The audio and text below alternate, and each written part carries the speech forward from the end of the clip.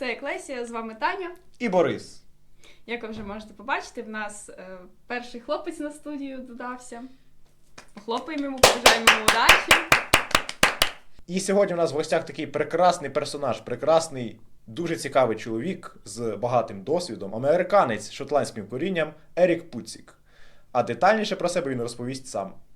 Далі відео буде йти англійською мовою і також невеличкий дисклеймер. У відео може бути присутня ненормативна лексика. Так, зовсім небагато. Трішки. First of all, Eric, tell us about yourself for those who don't know you. Right, so I'm from the United States. I'm a citizen of the United States. Grew up mostly in New York State, and then Connecticut.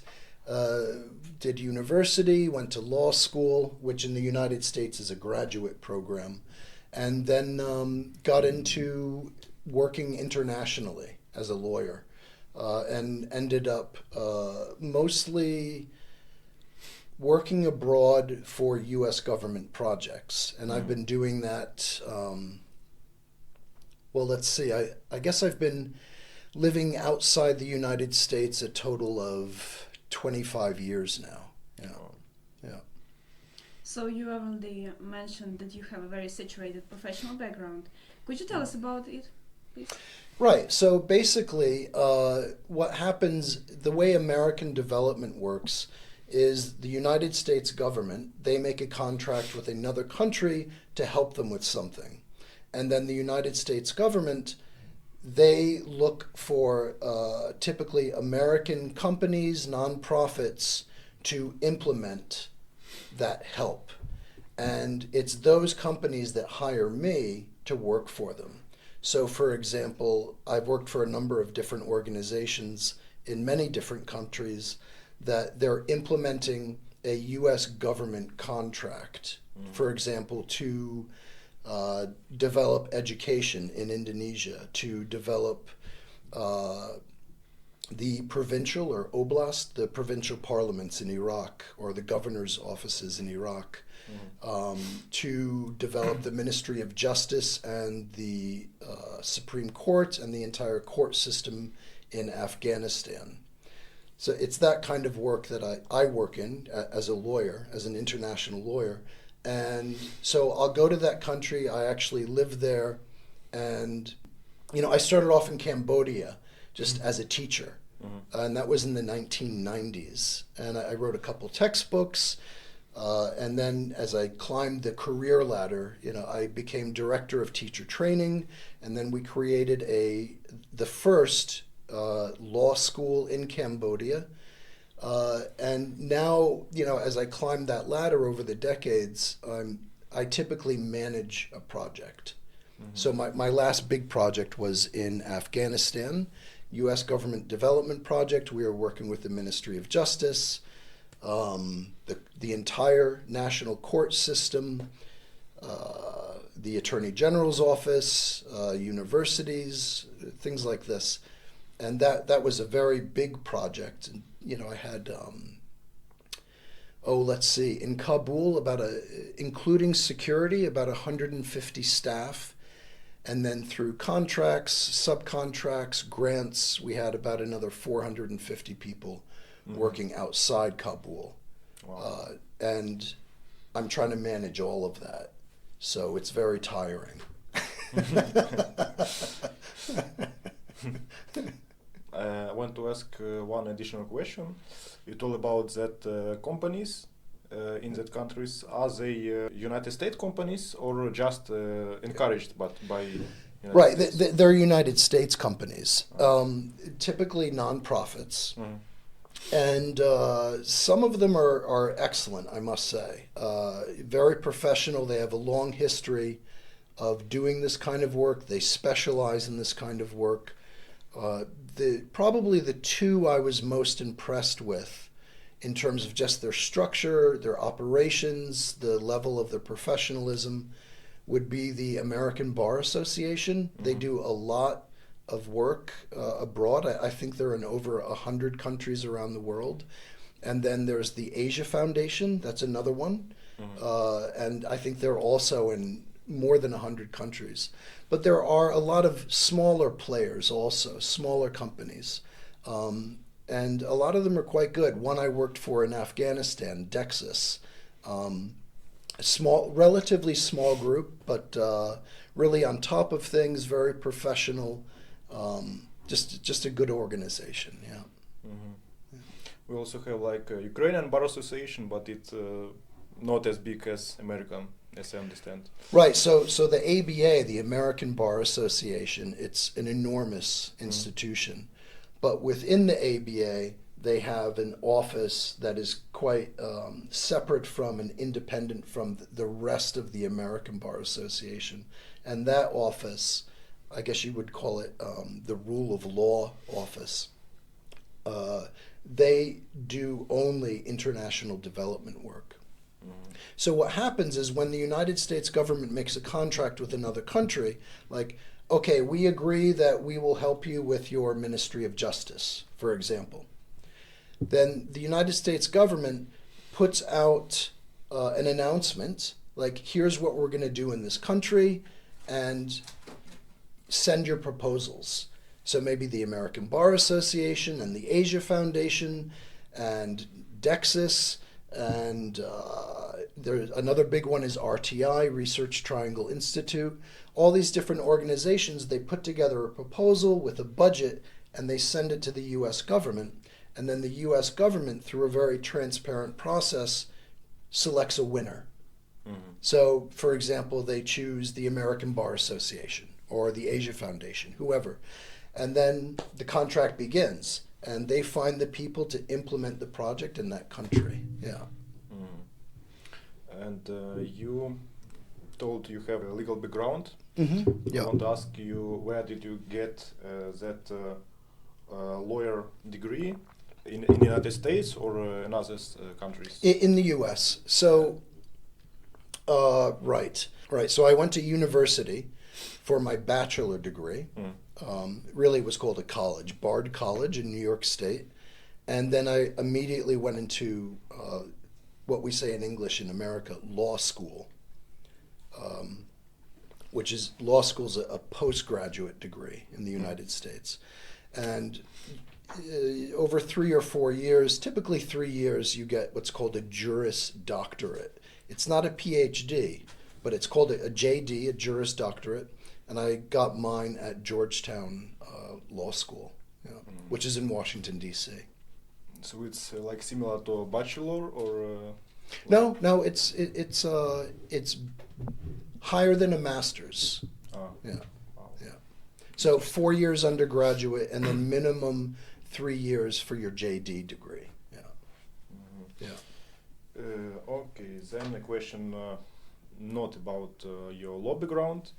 Your work are focused on such countries with certain danger, like Yes. Iran, Afghanistan. I want to ask you, is it hard to work in such specific circumstances? Yes. Very. How do you manage it? It is difficult.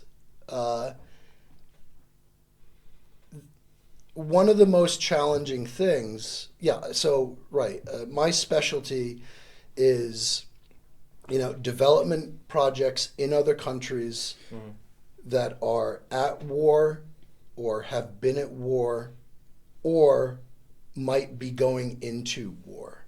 So very unstable situations. So Iraq, Afghanistan, Indonesia wasn't so bad. East Timor after the revolution, Cambodia was unstable. My first job was Cambodia. I was there for 6 months and then there was a coup d'etat. Anyway, so yeah, that's kind of my specialty, is going to places that normal people would not, they're not going to think of going there for a holiday, right? So, yeah. Right, so that's what I specialize in, and there are not a lot of people that do what I do. I mean, I think most people in the industry know who I am. There's a very small handful of us that do this kind of work.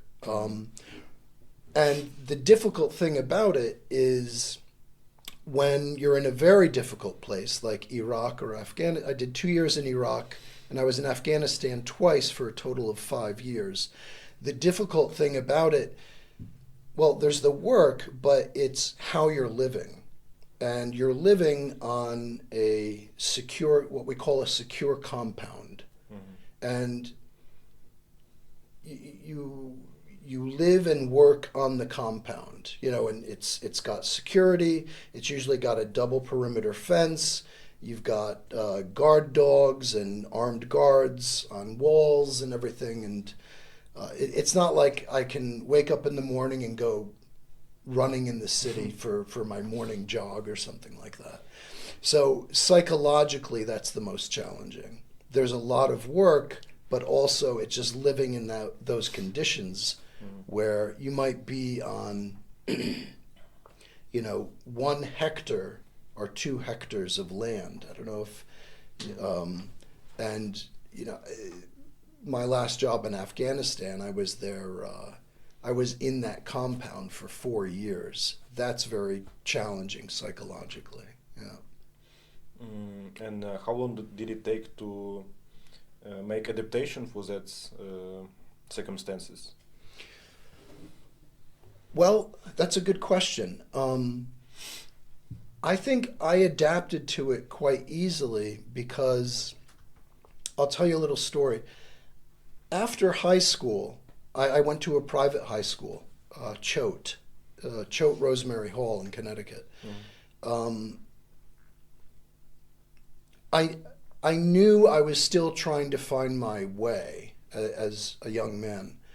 And I knew I wasn't ready for university. So I took time off and I tried to better myself, my mind, my spirit. I went to Japan and became a monk, a Buddhist monk for 2 years. And that really helped me calm my mind and be able to focus on the present more and see things as they are. And that the training I received there really helped me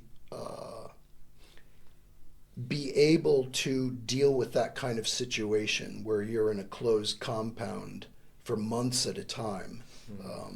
Just that kind of peace of mind, the peaceful mind. A lot of people can't do it. A lot of people freak out. A lot of people after several months or half a year, they just quit because they can't deal. It's not the work. It's that living situation where you're on this small, you know, secure space, day after day, 24 hours a day, and it is dangerous. I mean, can I tell stories? Yeah, of course. So in Afghanistan, I was still a smoker, and we had 2 buildings, one for work and one for living. And in the living building, you know, everyone has their own room, and I had my own bathroom. And to smoke, I would go into my bathroom to smoke cigarettes so that I wouldn't stink up my bedroom, basically. So I'm sitting in the bathroom one day smoking, and a bomb went off. And it blew out all our windows.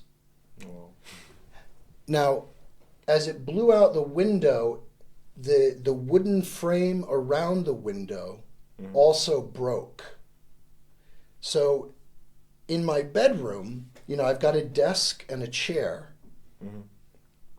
And the chair I had just been sitting in before I went into the bathroom to have a cigarette, the chair I had just been sitting in, a piece of that wooden frame from the window went straight through the chair. And I had just been sitting there maybe 2 minutes before, and boop, right through it like that. That's So scary. yeah, so it's dangerous. Another time we got hit by a mortar. But the most dangerous part is when you're traveling, when you're going from the airport to your compound, or you have to visit the head of the Supreme Court. You have to go to their office, and you travel in a convoy, a security convoy. Yeah. I'm sorry, I forgot the question. I too. It was about difficulties. Yeah, it's very the difficult. style. Yeah. Okay. So how you managed with all the stress you had? Meditation and gym. Yeah. Not alcohol. I don't smoke anymore. No alcohol, no cigarettes. I mean, I drink sometimes, but not like, you know. I mean, some people turn to alcohol as a stress relief. Mm-hmm. But eventually that backfires on them. It just makes things Yeah. worse. Yeah. So we already know why you chose Poland within Ukraine, but what made you want to come to Ukraine in the first place? Well, I had finished in Afghanistan, and at the time, I have a place in Spain, and I was also spending time in Morocco, and I was going back and forth between Spain and Morocco. And I just kept thinking about what's happening in Ukraine, and it's always made me very angry. I mean, Russia has no excuse whatsoever for being here. None. So, you know, whether they like it or not that Ukrainian people want to be independent, have their own country, and decide for themselves what they want to do, you know, whether Russia likes that or not, tough shit, you know? Yeah. I mean, fuck Russia. Yeah. So,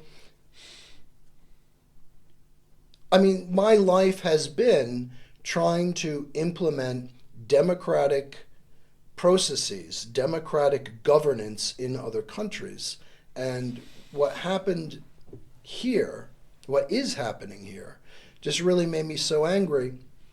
And so I decided to just start writing to universities and say, you know, I was thinking, you know, what could I do? What could I do? What could I do?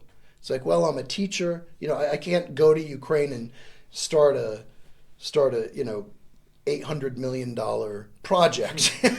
You know, I don't have the U.S. government behind me, right? So what can I do? You know, I can volunteer as a teacher, teach democracy at universities. So I wrote to a whole bunch of universities.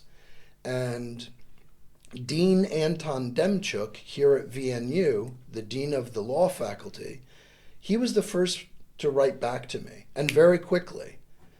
And so I was like, great, I'll be there tomorrow. It wasn't tomorrow, but it was pretty fast. And, you know, I packed my bag and arrived here, and it's turned into 2 years now. And I don't regret any of it. I'm not making a salary or anything.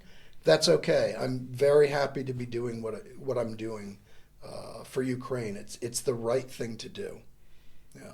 Actually, he told us that he thought the first time you've texted him that it was a scam, but he was like, yeah, maybe it's not. Let's try it. Well, it's funny you mention that, because that's a problem I have very often is people think I'm a spy because they don't. I mean, I have a very unusual background. I mean, 25 years in 12 different countries, that by itself is very strange, right? And I try not to have a lot of information about me on the internet. I try to get so when people try to look me up and everything, there's not much there. And so that gets them thinking, oh, he must be a spy, you know? So, you know, my feeling was a lot of the universities in Ukraine did not answer my email because they thought this is too crazy. This guy isn't real, or he wants to. Maybe he's a Russian, or he's a Chinese guy that got facial reconstruction or something. So, but yeah, I get that a lot. Even members of my own family think I'm a spy. So that's how it goes. That's crazy. Yeah. It's like, I'm not. I'm teaching law.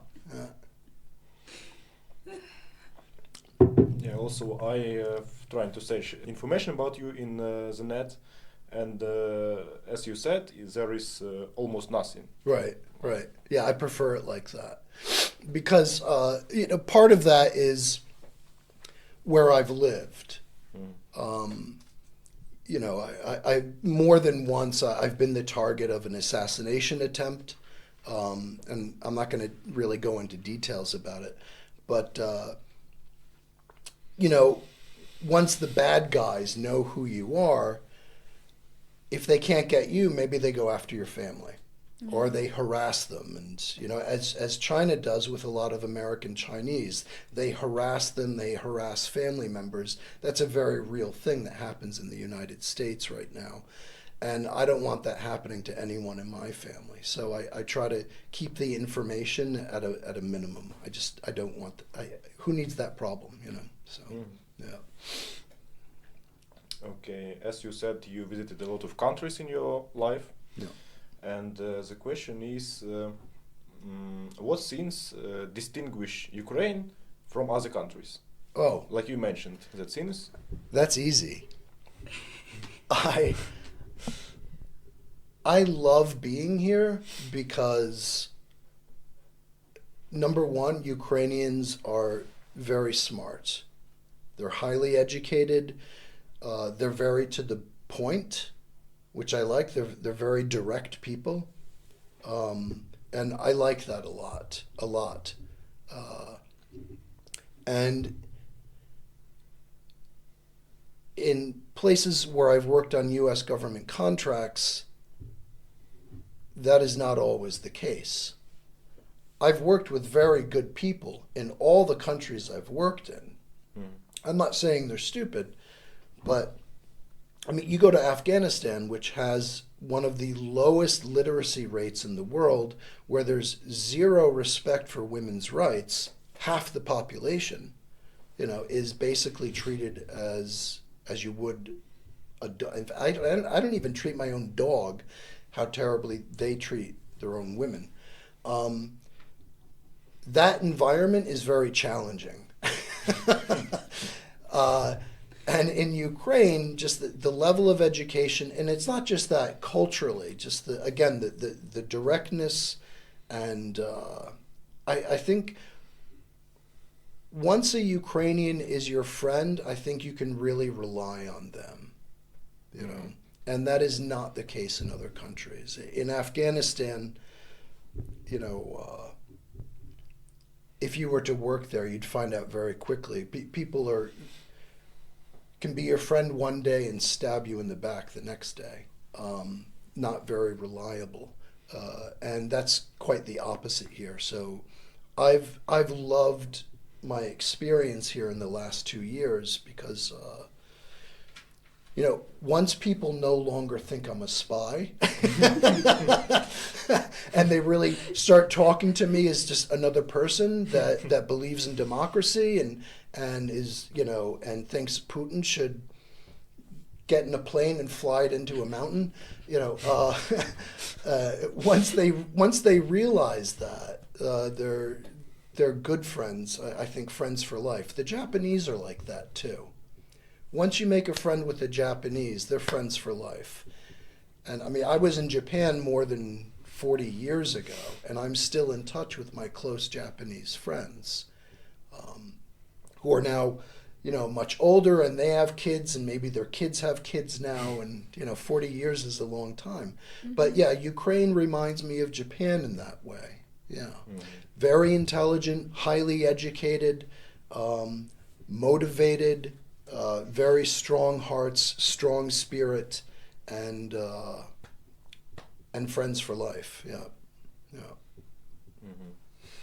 And do you think such a difference between people in such a countries is a problem of mentality, or maybe the current situation, like circumstances that make people so not strange, but saturated that you are a spy? So is it mentality or situation that well, again, it's really people don't know how to mentally process my situation. And let me explain to you what I mean by that. When I was a teenager and graduated from high school and went to Japan and became a Buddhist monk, so this American teenager goes to the top of this mountain in the countryside in Japan and becomes a monk for 2 years. When I went back to the United States, and you meet people and they, oh, you were in Japan? What did you do for 2 years in Japan? I say, I was a Buddhist monk. they don't know what to say to that. Their mind, it's a joke. yeah. Their mind can't process it because they have nothing in their life to they can't process it. So, and that's understandable. So when I tell someone, yeah, I've worked in 12 countries for 25 years, 99% of more than 99% of people, they can't process that mentally. Like who does that? 25 years in 12 countries, mostly with the US government. Who does that? So their mind falls back onto, okay, that's weird, you're a spy. You see what I mean? That's what happens. Yeah. So what about the future? Do you plan on staying in Ukraine, or do you plan to... I would love to, actually. My plan has always been to, when I'm doing the work that I like, which is this work, I'm happy and I love to do it. So I've always thought, I'd like to work until I'm 70, maybe a little more, and then retire. And I've always thought I'd like to retire in 2 countries, the United States and one other place. And, maybe that place would be Ukraine. Again, I like the culture here. I like the people. I like the attitude they have to fight against the Russians. I really honor that and appreciate it. And it's just, so I want to stay here.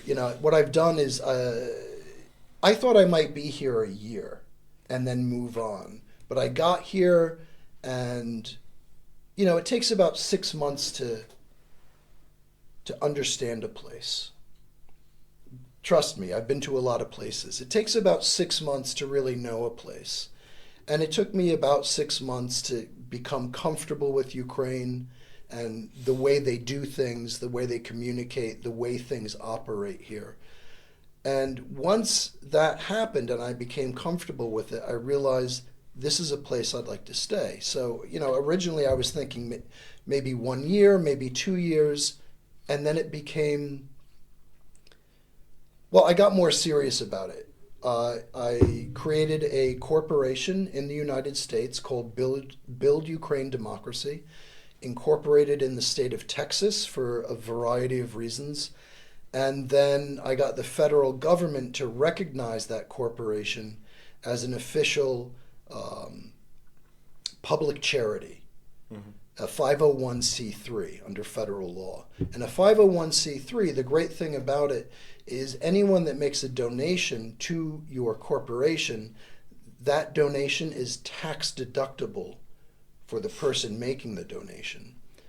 So I've just done that, and now I'm going to see if I can get people to help at least cover my expenses so that I can stay here longer, work with Anton more on developing this democracy course we have and spreading it to other universities. Right now, it's at 2 national universities. And I'd really like to take it to other universities, especially those in eastern Ukraine, which, I really feel for the students because education is, the most important part of your life. It sets the foundation for how you will think the rest of your life. And, these students that cannot physically meet in a classroom with their professor anymore because of the Russians, that's a horrible situation. So I want to put our democracy course online for other national universities to offer to their students. And that's gonna take some time, you know. And if I can get some help, donations from people in the United States to, not for even a salary, just to cover my expenses, then I would stay a lot longer into the future. And I would love to. I love it here. Despite the Russian bombs and the air raids and everything, and I'm used to all that stuff, but I really do enjoy being here. Yeah. Mm-hmm. Would you like to learn Ukrainian in the future? You know, for a very short time, I tried, and it was a little frustrating. So I thought, God, this is really difficult. So I did some research, and you know, Ukrainian is ranked as one of the most difficult languages to learn. Not as bad as Chinese. Chinese is really difficult to learn, and that's why I don't speak Chinese either. But Ukrainian, it's the pronunciation and all the different. For example, someone told me there are 7 or 8 or 9 different ways to refer to a person, whether they're in the room or outside the room, or how close they are to you, and whether you know them, and I was, you know, so my head is just swimming with this information. And but if I'm going to stay here longer, yeah, I would love to learn it. You know, when I was in Japan, I learned Japanese. When I was in Indonesia, I learned Indonesian.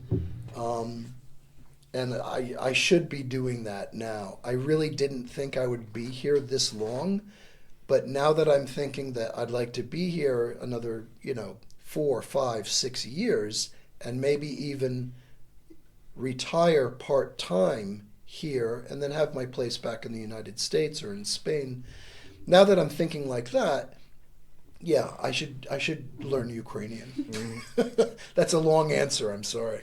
That's okay. Can you tell us something in Japanese? Yeah, sure. ずっと前日本に住んでいましたけど、日本語はあまり忘れたな. Which basically means a long time ago, I used to speak Japanese, but now, essentially, I do not. But it's like a joke because I said it in Japanese, right?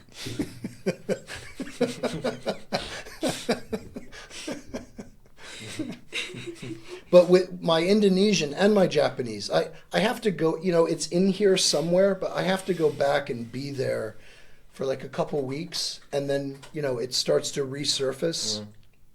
Like right now, I couldn't say anything in Indonesian, but if I go back to Indonesia, which I do sometimes, and to Japan, and hearing it, day in and day out, 24 hours a day, it's that part of your brain that stored all that, it kind of comes alive again. The light turns on and you start to remember it. You know what I mean? Yeah. I mean, Japan was 40 years ago.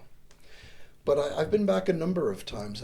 Like I said, I have very good friends there. Yeah. Mm-hmm. Yeah. I love it there. And it's a strong democracy. How many countries can you name with really strong democracy? Most of them are in Northern Europe, actually. Norway typically ranks as the most democratic country almost every year, certainly in the top 3. So Norway, Finland, Sweden, the Netherlands, they're all very highly ranked by the Economist Intelligence Unit's Democracy Index, which is kind of the gold standard used by the United Nations and a lot of academics. It is the standard, it is the reference people use to see how democratic a country is. You might be surprised that the United States is not number 1. I think it's 23. But, I think the last Democracy Index, they did 167 countries on a scale of 1 to 10. And if you get,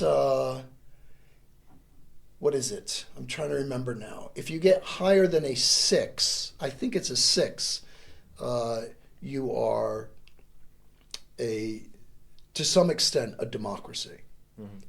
And the United States was like at an 8 something, but a country like Norway, where they've got a score of, I think it was 9.7, just very, very democratic, right? Yeah. So, you know, they're out there. The strong democracies, one of them being the United States. The challenge is this anti-democratic axis of Russia, North Korea, the Islamic Republic of Iran, and Communist China. And of those four, for me, it's really Communist China is the biggest question mark, the biggest problem, because they are obviously not democratic. They're nowhere near it, and they have no interest in it. They spy and imprison their own people by the millions. And that is a real challenge to democracies spreading throughout the world, which it had been doing for more than 100 years, up until maybe 8 or 9 years ago.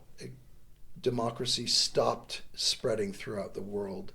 And it really is that anti-democratic axis, those four countries working together against the West. And it's not just a Western thing. Japan is a very strong democratic country. So is South Korea, Australia, New Zealand. India has a way to go. It's a democracy, but they've got India's horribly corrupt. They have a lot of problems, but hopefully they'll get through it. So we'll see what happens. And what do you think about Swaziland democracy? Swaziland in Africa. No. Switzerland. Switzerland, yeah. Oh, you mean their neutrality? I mean, when I think of Switzerland, I think of their neutrality. I don't want to knock Switzerland. I have friends in Switzerland. It's an interesting question. How long can you stay neutral? How long can you take the position where, I don't want to get involved in that? It's kind of like saying, I don't want to participate in questions of morality. So during the Second World War, Switzerland was neutral, right? And actually, they were the bankers for Nazi Germany toward the end of the war, right? So I don't agree with that. I think when there's a very clear right and wrong, very clear, I believe in democracy. I think it is the way for people to live. When you have, democracy, democratic nations and anti-democratic nations, for me, that is good and bad. And to say that, you're going to remain neutral in this question of democracy or, democratic or anti-democratic, I can't say I agree with it. So in that way, I kind of have a problem with Switzerland.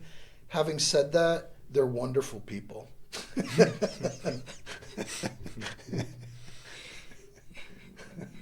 It's like what some people say of Ukraine now. They what are we doing as Americans? What are we doing in Ukraine? Why are we there? That's not our business. Well, it is our business. Democracies need to support each other, especially with this resurgence of China and its association with Russia, North Korea, and Islamic Iran. You can't live on an island. And a lot of Americans want to do that. They want to be like Switzerland. They want to be neutral. And I think that's absolutely the wrong way to go. You have to choose. And you have to, your actions have to express your moral beliefs. And if you think Russia invading a country, Ukraine, that wants to be more democratic, well, you have to support that. You can't say, that's not my business. I think it's immoral, especially as a democratic nation. especially as such a big power in Yeah, absolutely. today's. Absolutely. I mean, it's ridiculous. I mean, I've heard all the arguments, why Russia has come into Ukraine illegally, why it's killing Ukrainian women and children, and not just Ukrainian soldiers, and it's all bullshit. Russia has no reason that would make sense to a democracy, has no reason to be here whatsoever, and they need to get the hell out. It's just any nation that says, "Oh, that's not our business," any democracy saying that, well, it is their business. It is their business, and we need more solidarity among democratic nations. We don't need democratic nations, becoming little islands unto themselves, not wanting to worry about what's going on outside their country. You can't do that anymore. The world it's too intertwined, it's too international. You can't exist as an island anymore. It's impossible. One more question about such a political theme. Yeah. How can you rate the quality of Russian propaganda? Because it's working quite good, even on some Americans. And what do you think about that? Well, I think it's ridiculous. And one problem that's not just an American problem, it's a global problem, is people get more and more of their news from TikTok and WhatsApp and all these different sources, and far too often that so-called news is completely wrong. You have two different kinds of news. You have the news that's just not correct, but it's not intentional. They've made a mistake, and then someone takes that information and then they make a conclusion about it that's also wrong, and they believe it's true, and then they spread that incorrect information to other people. That's one way it happens. And then you have the propaganda, which again, all the propaganda that seeks to undermine democracy, it's coming out of Russia, it's coming out of North Korea, it's coming out of Islamic Iran, and it's coming out of communist China. And they know it's not true, and they're spreading that information, and they're very successful with it. And the problem with a democracy, the problem for a democracy, is that being a democracy, you have freedom of speech. And, with the age of the internet and, the billions of daily users on the internet, how does a democracy solve that problem without taking away people's democratic rights too much, right? How do you balance that? Mm-hmm. And yeah, the Russians and the Chinese are extremely good at it, I think. There have been, so for example, you get on Facebook. Say I'm an American housewife, okay? And I'm in New York, and I get onto my Facebook account, and I see these opinions about some issue, right? And it looks like these opinions are from other housewives in America. So I start thinking, oh, wow, that's really good, or that's really bad, or whatnot. The problem is these other housewives in America, they're actually Chinese accounts with fake pictures and a fake history, a fake profile, or they're Russian, which you see here very often. Yeah, I know you have. Always. So, that's just one way they do it. Another thing I know, I follow China actually more closely with regard to disinformation. The Chinese, they set up in European countries, in the United States, they set up websites that look like news websites from a local community.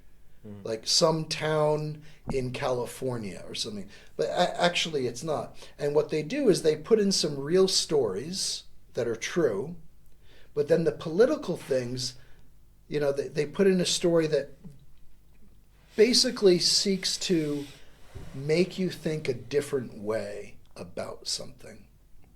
And they're pretending to be an American news source, when in fact, it's a bunch of guys back in Beijing or in Moscow creating this propaganda. It's a huge problem.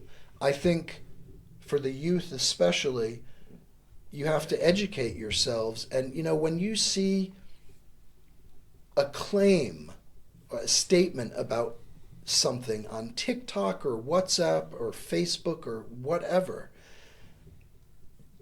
don't immediately believe it just because it's on your phone. You know?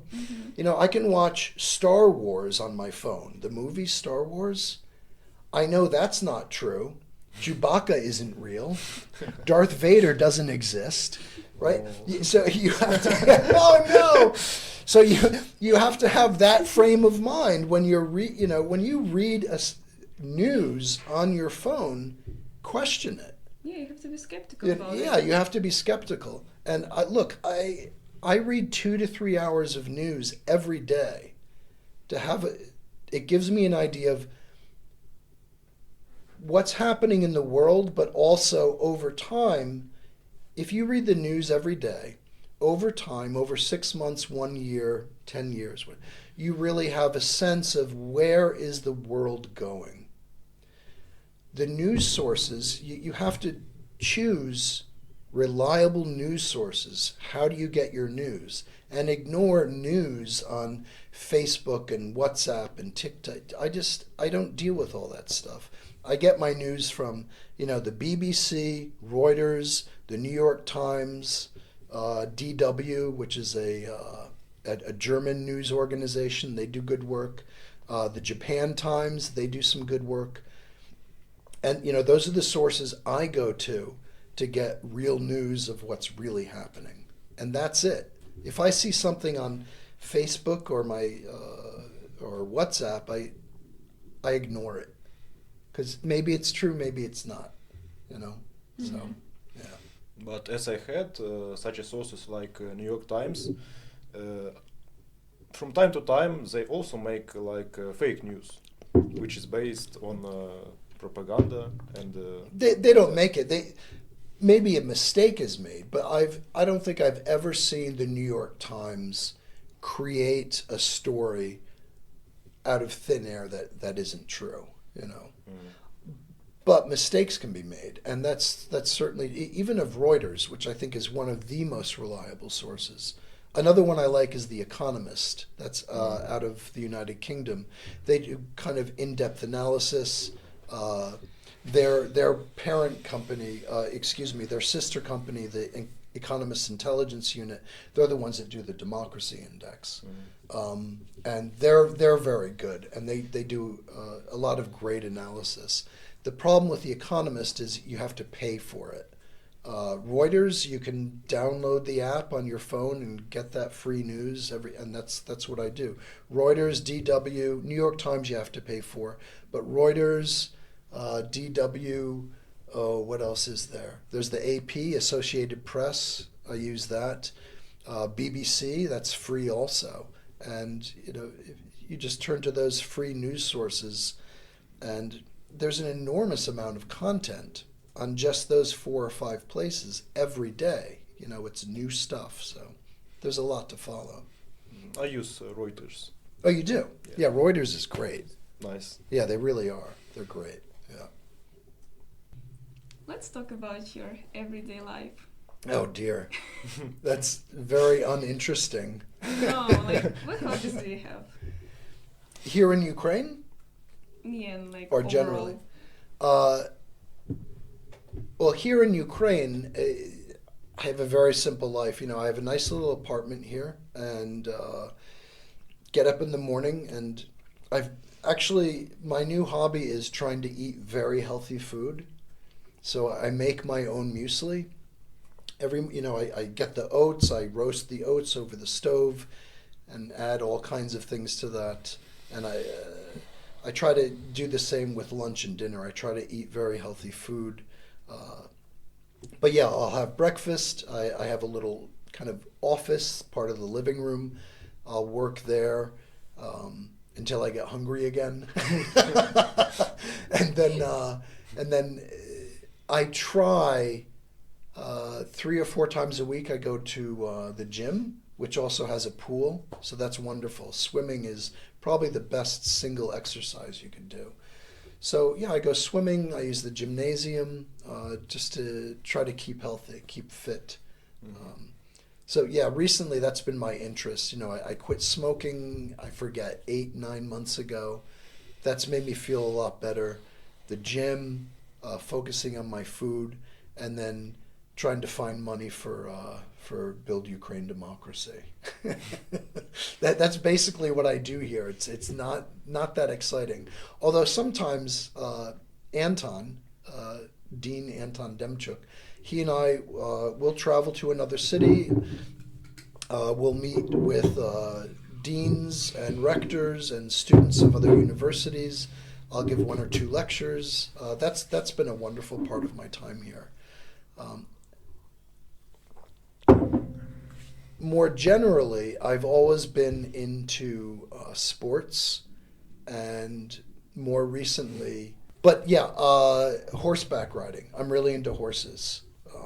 And ever since I was a teenager, I always had this crazy idea, this dream of learning how to ride a horse and then ride a horse across the United States. And so I was working it was my second time in Indonesia. I was working for Asia Foundation, great organization. And I realized that if I'm ever going to do this kind of dream that I had with the horse, I should do it soon because I'm getting older. Because, you know, riding a horse across the United States, it's physically extremely demanding. So, you know, I talked to them, and, you know, we found a good time for me to resign, to leave the project. And I went back to the United States. I traveled around the eastern half of the United States looking at different horses. I found the one I wanted, bought him, took him back to New York, and then spent more than half a year just training with that horse. Wow. And then, it's a lot of work. And then we started on the Atlantic Ocean in the state of Delaware, and I finished at the Pacific Ocean in the state of Oregon 15 months later.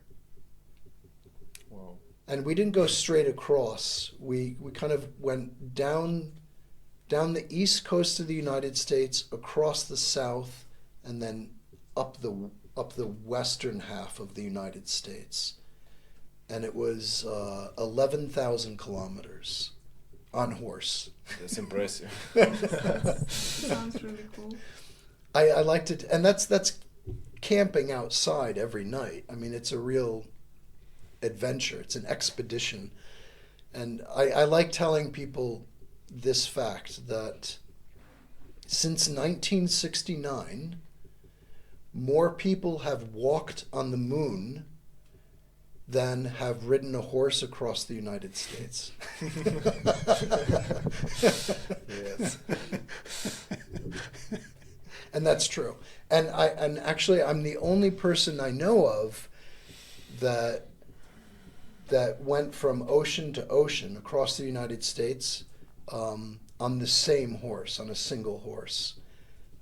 People usually that have done it, and there are very few of us, I think 5 since 1969, they usually switch out horses. Mm-hmm. You know, after several months they'll switch to a different horse or a new horse.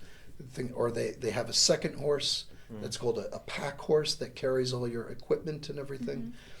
But I'm the only person I know of that did it on one horse and the same horse for the whole trip. Yeah, he was a great horse. And how was the horse after that? Tired. No, horses love it. Horses love it. I mean, you have to understand it's in their genes. It's their nature. They want to be out and going, and horses can do that. You know. I mean, we both loved it. It was wonderful. Physically, it's very challenging, but overall, just a fantastic experience. And you know, I want to say one more thing. One thing about that trip is before taking the trip, I was a little negative about humanity, people.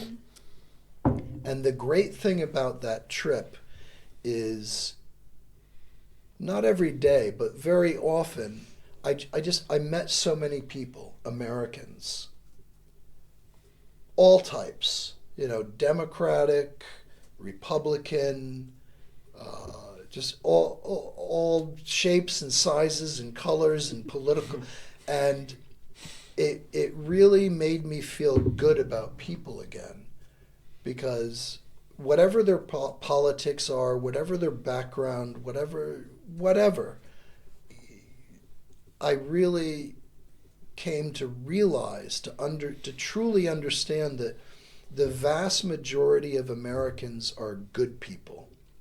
And I try to remember that today, because there's so much political division in the United States right now, and it can get depressing. But I remember my trip, and that, you know, most Americans they're good people. And that was kind of an unexpected benefit of doing this trip, you know. I wasn't expecting that. So that was a great thing. Yeah. Like inspiring. It was inspiring, yeah. I mean, I'm glad I did the trip. I'm glad I accomplished this dream I had since I was really a child. And then this unexpected benefit of actually feeling good about people. You know, that was a big plus. And by the time you do this practice, horseback ride, you feel bad for the people. Before the trip, right? Yeah, yeah. I didn't think everyone was evil. I just thought, like, oh God, you know, I just want to get on a horse and be by myself with my horse, and you know. But by the end, it's like, yeah, okay, people they're not so bad. Yeah. It was wonderful. I mean, I don't know. I can't remember how many states I went through, but I think like almost half of the United States, you know, there are 50 states. Yeah. I think I went through, honestly, I forget, 23 or 28 states. And I took my time. It wasn't a race, you know. Mm-hmm. I mean, some people try to see how quickly they can, but that wasn't the point. It was to be alone with my horse and just enjoy the views. Enjoy the views, and you know, you can meditate while you're riding. I mean, if you're you know, you're on a horse 6 to 12 hours a day, and you know, you're not running the whole way. You know, you're walking. You're on your horse, and your horse is walking, and you're going along power lines, or you're going along a railroad line. You don't want to be on streets where there are cars. People are terrible drivers. They're going to hit your horse. So you know, you want to go through the forest. You want to go where there are not cars. And so, you know, you're usually in a place where you cannot see other people, and sometimes you're in a place where even at nighttime you don't see the lights of houses or anything. I mean, you're really alone. And so that's very meditative, and it was very healthy for me mentally. Yeah, it was wonderful. It was wonderful. 2 best things in my life: 2 years in Japan as a monk, and 15 months on my horse. Just wonderful experiences. Yeah. And about meditation, how often do you practice it? Right now, I'm not at all, to be honest, but I need to get back into it. Yeah. I've been having a lot of stress trying to build Ukraine democracy, operating. It is a corporation now, but now, I need to get donations in and everything, and I was going to do that through advertising on Facebook, and Facebook is really problematic. It's extremely difficult, and they think I'm a spy, and they've rejected my identity papers, and it's very frustrating. So, I have a temper. And when I start feeling that, I'm realizing, okay, I need to start meditating again. Otherwise, yeah.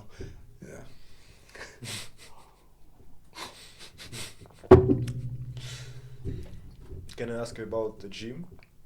The gym? Yeah. Yeah. It's a very interesting theme for me. I don't think so for Yes, the Tanya, it's but okay.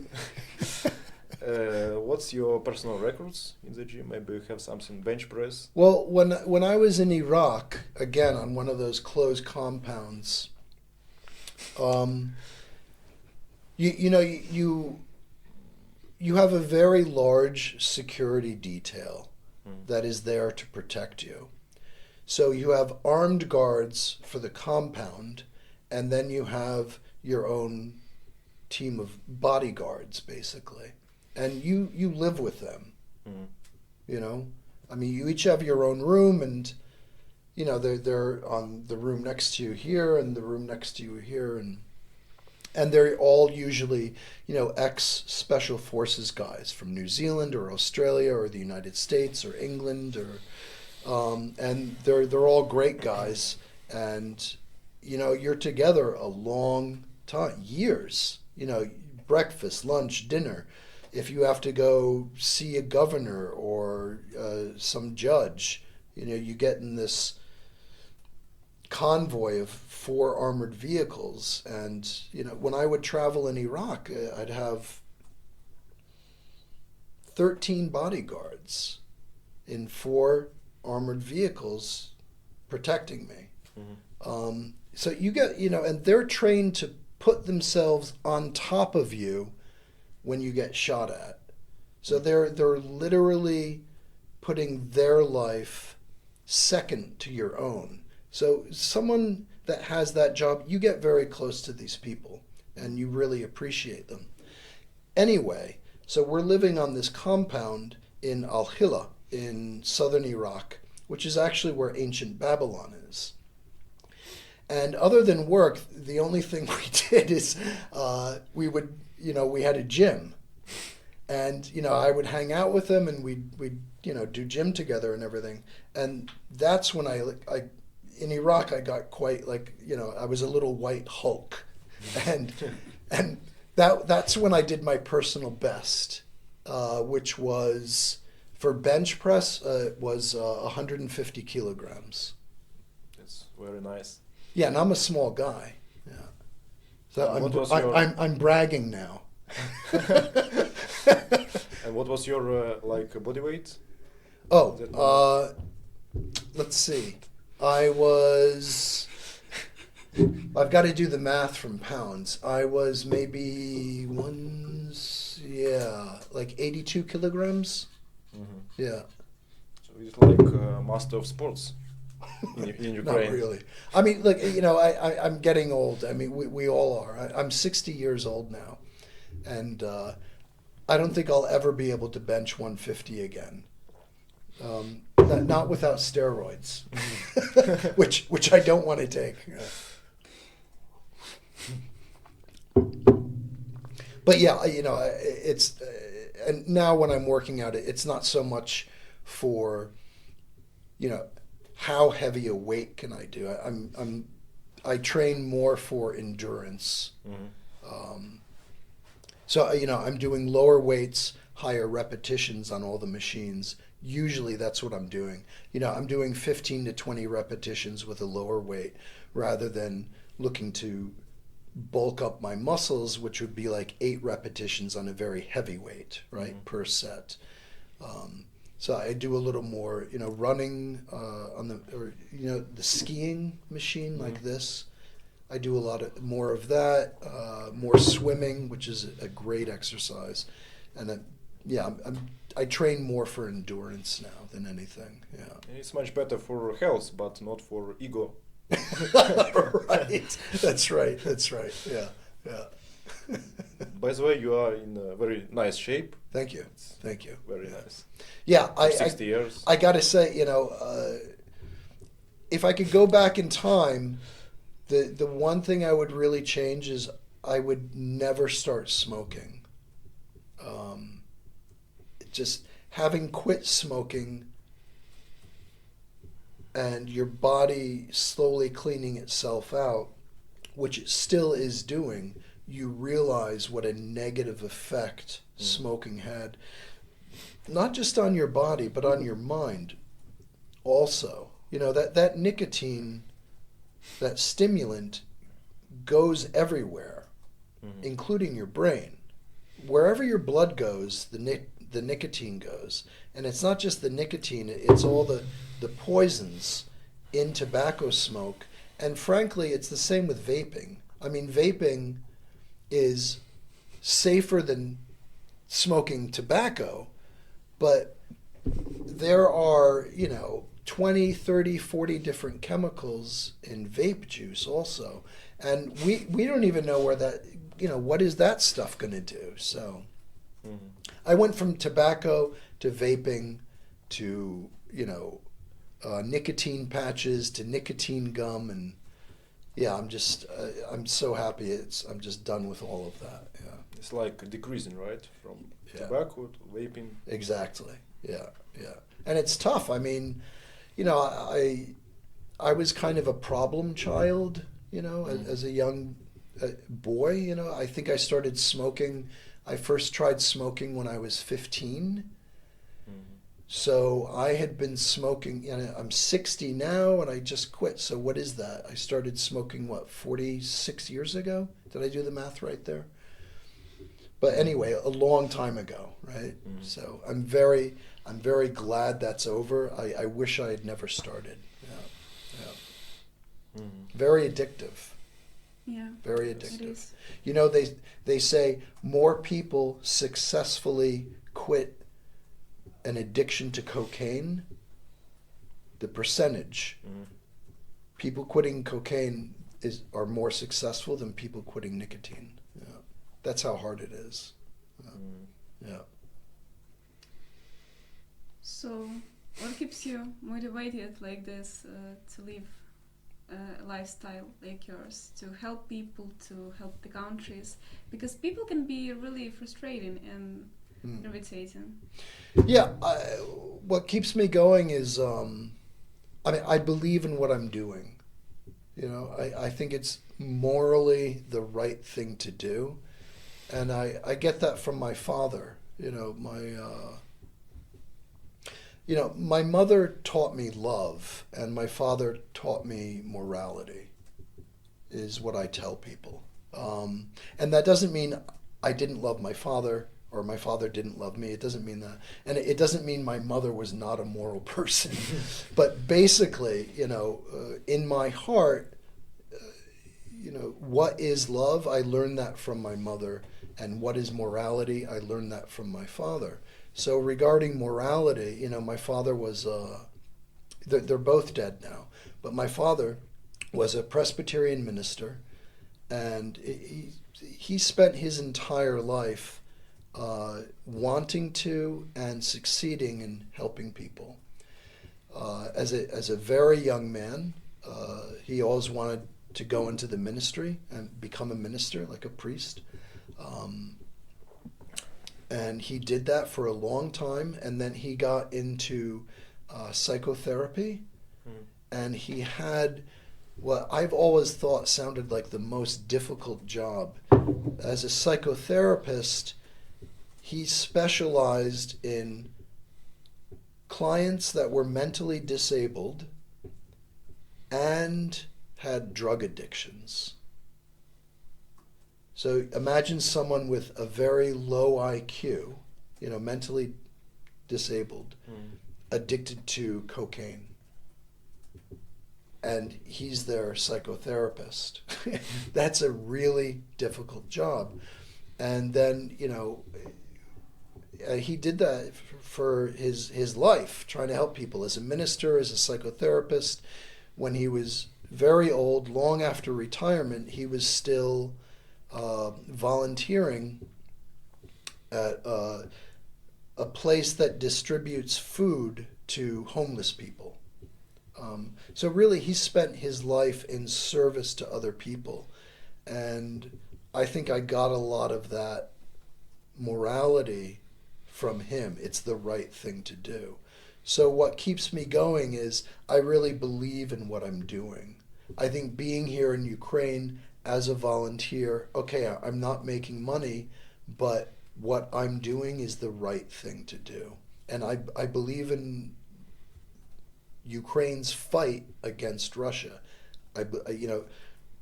Ukraine is a sovereign nation. It should remain a sovereign nation. And who decides what happens to Ukraine? Ukrainians should decide that. No one else. Other democracies need to support Ukraine in their right to decide for themselves what is Ukraine, what will Ukraine be tomorrow and in the future. That's for Ukrainian people to decide, no one else. And I feel very strongly about that, for any people. So that's what keeps me going.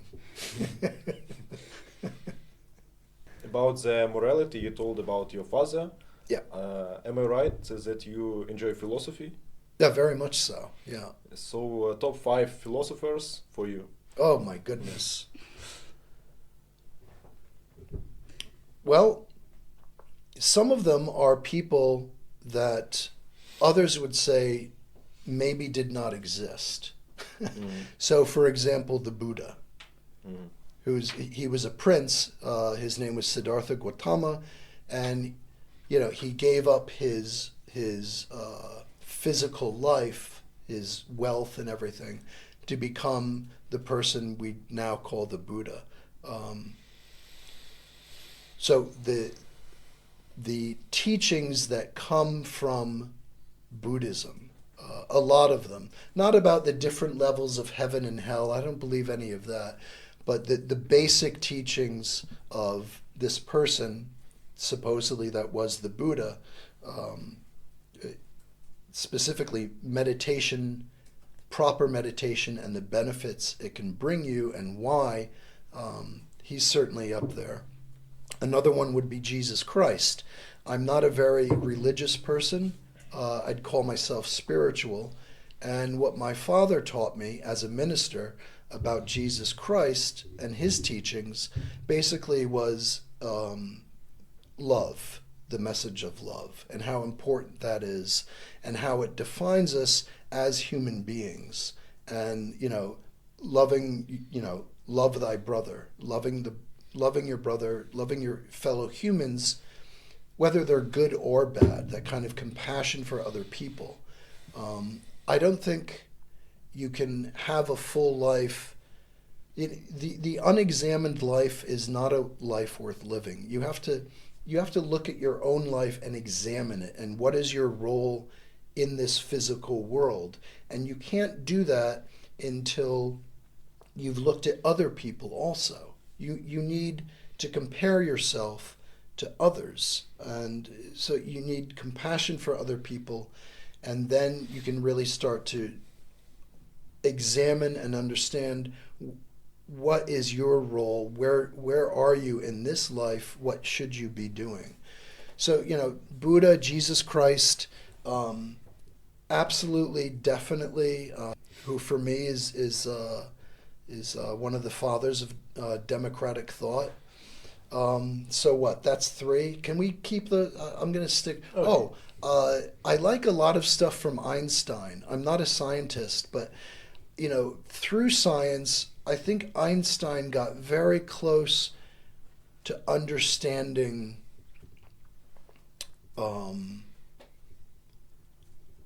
ideas of reality. So that which goes beyond the physical world. And one of my favorite quotes is from Einstein. He said, "The human perception of time is an illusion. And I just love that. I love that idea. The human perception of time is an illusion. And what he's referring to is this whole dynamic of time-space and how time itself changes, and that time is an illusion because it exists in an infinite number of ways at the same time at every physical and non-physical space. To carry it further, everything is an illusion to some extent. And I love that idea. So let's throw Einstein in there too. Yes. And the last question. In one sentence, what's the meaning of life of human being for you? Oh my goodness. Wow, the really big one at the end, huh? What is the meaning of life? Wow. I think, boy, I'm going to come up with 10 other answers once this interview is over. I'm going to go home and think, oh, I should have said that, or I should have said that. But on the spot, the meaning of life, I think is to try to understand your place in life and to find the joy and happiness of that. That you're important in this life, and to understand, number one, to have an idea of what is this life, what is this thing that we are in, and to understand your place in it, and that your place in it is a beautiful thing. If you can start to feel that way, then you're ready to die. Yes. I had a nice quote about that. As I remember, it was Plato. He said, people born two times. First time when they actually born, and the second time when they understand why. Yeah, that's great. I love that. That's great. I might put that on my favorite quotes list. Yes. That's great. Well, Plato's allegory of the cave, where this man who's never been into the outside world, but the what's happening in the world is being projected onto the wall of this cave as shadows. So he thinks that's reality. These shadows, for him, that's reality. When in fact, they're just shadows of what's happening in the real world, right? This is Plato's allegory of the cave. And I love that story, how he tries to explain something that's so complicated, and humanity has spent their life trying to understand in such a beautiful, simple way, that we have to understand that our perception of things is not always correct. That, no, those shadows, that's not reality. You have to turn around and see, oh, there's the real world. And this was just a reflection, a shadow of the real world. And it's learning, how do you turn?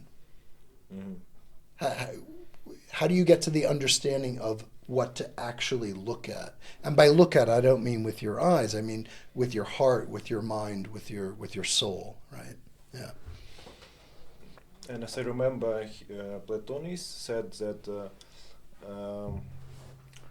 philosophers can do this better than anyone, to see that things that are really correct as they are. Right, because they're dedicating their lives to these big questions. Yes. So I'll tell you something. When I was a monk in Japan, how do I keep this simple? You can be a monk in a Buddhist temple, and you can just stay a monk, or you can go there with the intent of just staying for 1 or 2 or 3 or 4 years and then going back into society, or you can be a monk that's training to become a Buddhist priest. Okay, so there are different ways of.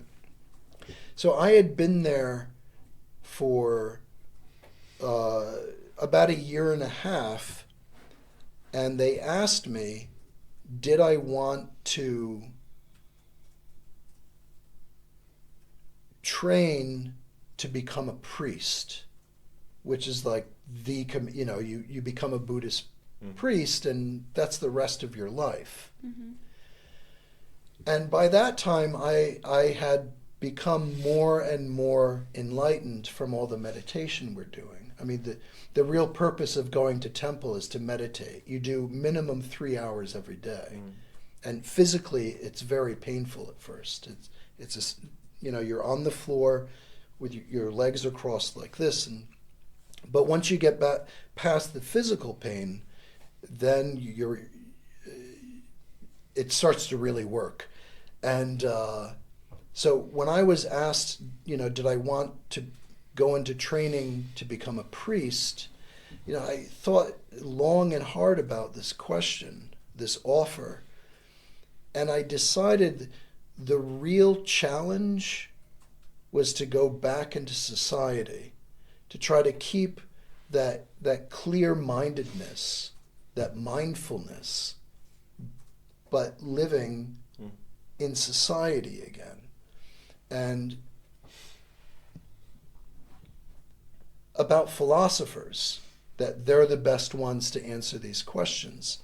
It's true because they have organized their life in such a way that they are addressing these questions full time, which I think is very similar to if you're a monk in a Buddhist temple or a Buddhist monastery trying to become a priest. That environment is set up for you so that you're meditating 3, 4, 5, 6, 7 hours a day. That whole lifestyle, it's specifically for that. But the real challenge is to try to have that mindfulness in society. And that's what I wanted to do.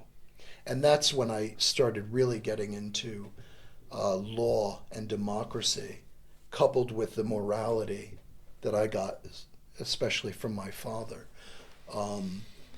So I think that's related to, of course philosophers are going to be the best at searching for those answers because their life is in that very specific situation where that is what they do, So yes, definitely they're the ones to answer these questions, or to help us find the answers, the Yes. normal people. Mm-hmm. So sadly, our time is running out. It went so quickly. Yeah, Yes. indeed. Thank you for being with us today. It was very inspiring. Yes. Thank you very much. It was really great speaking with both of you. Thank you. Thank you. Thank you. Your hosts were Boris and Tanya. and Our wonderful guest. Eric. Yes. Yes. So spend your evenings with us. Thank you.